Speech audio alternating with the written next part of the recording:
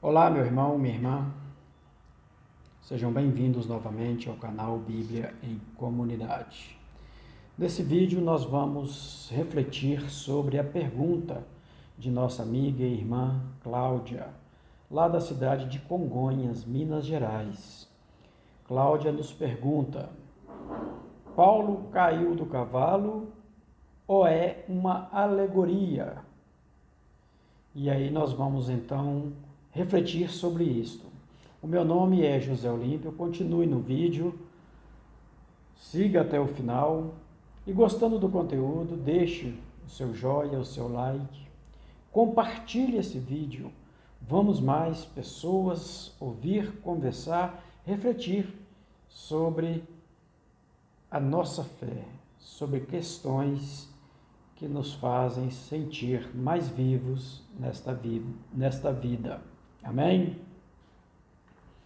Então, a primeira coisa que precisamos pensar, Paulo. Quem é Paulo? Na verdade, Paulo é Saulo. Saulo, sim, teria caído do cavalo, seria o homem caído do cavalo, e que ao levantar, levanta um novo homem, Paulo. Então, Saulo e Tarso e Paulo são os mesmos. Ele tem esse sobrenome de conhecimento, né? Saulo de Tarso, ou Paulo de Tarso, exatamente por causa da sua cidade natal. Mas Saulo era um judeu da tribo de Benjamim e também tinha uma cidadania romana. Portanto, ele era judeu e era romano. Mas ele entregou boa parte da sua vida aliados ao Império Romano. Então, ele vivia a sua fé muito a serviço de ser um bom fariseu, cumprir bem as leis, estar debaixo da lei, e por isso acabava se relacionando muito bem com o poder político que eram os romanos. Vale lembrar que Saulo não conheceu o homem chamado Jesus de Nazaré. Saulo conheceu, ouviu falar dos seus seguidores e entendia os seus seguidores como uma seita de fanáticos que seguiam um crucificado, um homem já morto. No capítulo 9 do livro do Atos dos Apóstolos, narra o evento de Saulo. Todo esse evento que leva ele a sair de Jerusalém e ir para Damasco. E o que ele vai fazer? Ele vai exatamente perseguir os cristãos. E nesse caminho é que acontece a queda de Saulo. Mas por que ele sai de Jerusalém, se Jerusalém era o núcleo da seita dos seguidores de Jesus? Ele já havia feito uma devasta na cidade de Jerusalém. Havia matado, perseguido, prendido a muitos. E aí, muitos fugiram. Nós vemos isto em Atos, bem no comecinho, capítulo 5, 6, a perseguição. E aí eles fogem, e muitos deles fogem para Damasco, porque Damasco era um grande centro comercial, era uma rota que saía para vários lugares do mundo conhecido. E então, Damasco era também um ótimo local para se transmitir a fé em Jesus Cristo. E as pessoas que ali passavam também tinham a chance de estar levando esta fé de Jesus que eles conheceram em Damasco para o resto do mundo. Por causa disto, Saulo, entre todos os lugares que haviam fugido os cristãos de Jerusalém, ele opta primeiro por Damasco. E aí, como ele é um homem da lei, ele não vai sem uma carta de autorização.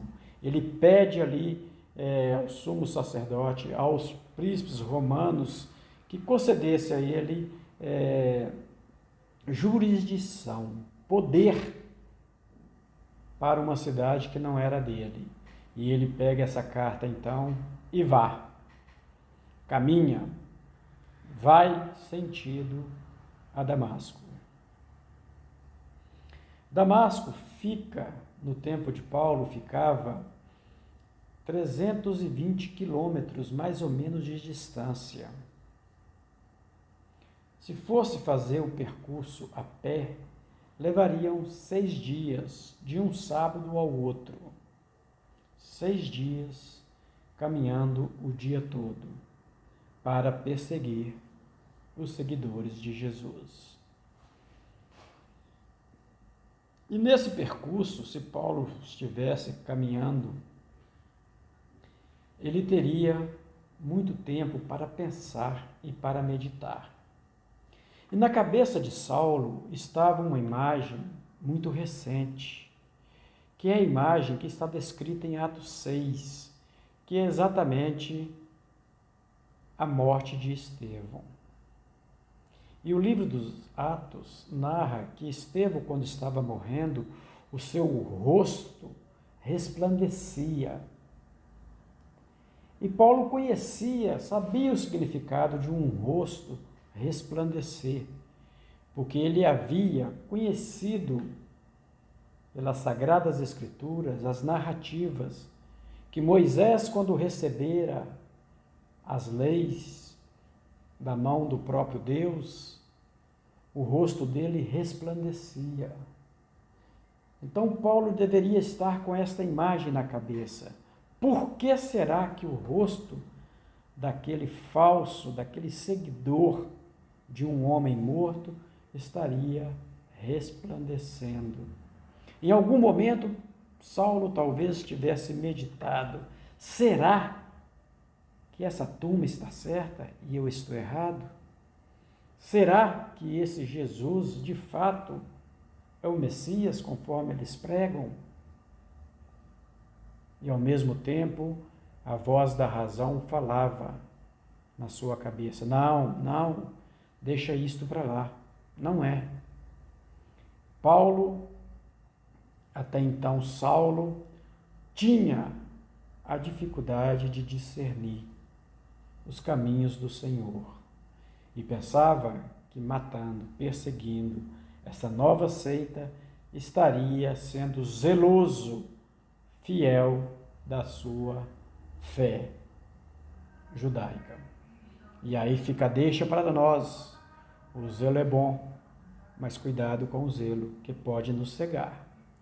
Paulo ficou cego, Saulo cegou pelo seu zelo. Mas, e aí? Saulo caiu ou não caiu do cavalo?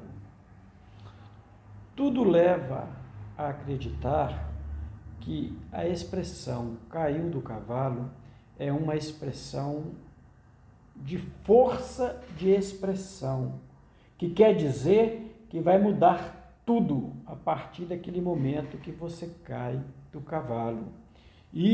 Esta expressão e esse sentido fica para nós até hoje.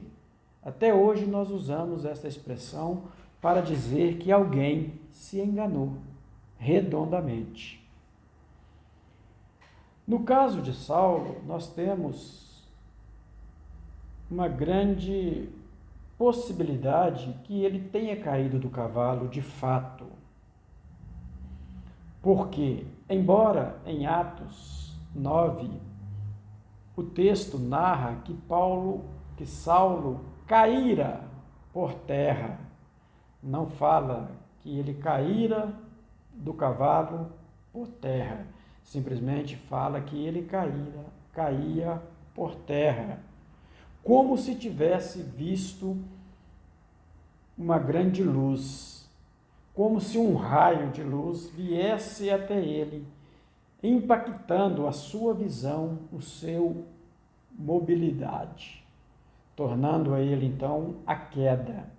E essa luz tão forte começa então a dialogar com ele e pergunta para ele: por que você me persegue? Saulo, sem saber quem era, o que significava aquela luz, já respondeu: Senhor, quem és? E a voz responde: Eu sou Jesus, a quem você persegue. Fica aí mais uma deixa. Perseguir um seguidor de Jesus equivale a perseguir ao próprio Jesus. Saulo então não compreendera, mas tivera uma experiência espiritual muito grande com o ressuscitado. E daí, Paulo então, na sua vida, terá de fato caído do cavalo, independentemente de ele estar montado num cavalo. É possível também que Paulo estivesse fazendo o percurso a pé, como nós estamos trabalhando desde o princípio do vídeo. Mas também pode ser que ele estivesse a cavalo. Mas tem dois pontos que nós precisamos considerar, que os historiadores, os estudiosos, afirmam com muita certeza, que os judeus, no tempo de Paulo, no tempo de Saulo, eram aversos a andar de cavalo. Os judeus eram treinados, formados para caminhar. Todo o povo judeu, durante toda a história, desde Abraão até Jesus Cristo, é um povo que caminha e não se desloca sobre o lombo do animal. Esse é um primeiro ponto a ser considerado. Segundo ponto a ser considerado é que Saulo era um fariseu, zeloso, piedoso, muito religioso. E o fariseu, ele orava, parava tudo o que estava fazendo para rezar 3 vezes ao dia, de manhã, ao meio-dia e à noite. E o livro do Atos dos Apóstolos, capítulo 9, marca exatamente o horário em que a luz aparece para Saulo, meio-dia. Detalhe, a oração do fariseu não era feita muitas vezes como nós fazemos, só mentalmente, ou diante das contas do terço, ou diante da palavra de Deus. Mas o fariseu fazia as suas 3 orações virado para Jerusalém. Qualquer lugar do mundo que ele estava, ele se orientava e virava para Jerusalém. Fazia a sua oração de pé, voltado para Jerusalém, ao meio-dia. Então é muito plausível que Saulo não estivesse montado num cavalo se ele estivesse fazendo esta viagem a cavalo, porque era a hora da oração, ele estava de pé e virado para Jerusalém. Apesar de a tradição dizer que Paulo caiu do cavalo, apesar de toda a arte que envolve a temática, desenha, pinta e mostra Saulo e a pessoa que é um cavaleiro montado ao cavalo. Então, para nós, continua, Cláudia, um mistério se Saulo de fato estava montado num cavalo fazendo essa viagem ou se ele estava fazendo a viagem a pé. Portanto, no momento em que a luz aparece para Saulo, a probabilidade de uma assertividade dele estar a pé é próxima de 100%. Então, quando Saulo cai, ele não estava montado no cavalo. É importante percebermos que cair do cavalo foi ótimo para Saulo, para a Igreja de Jesus Cristo.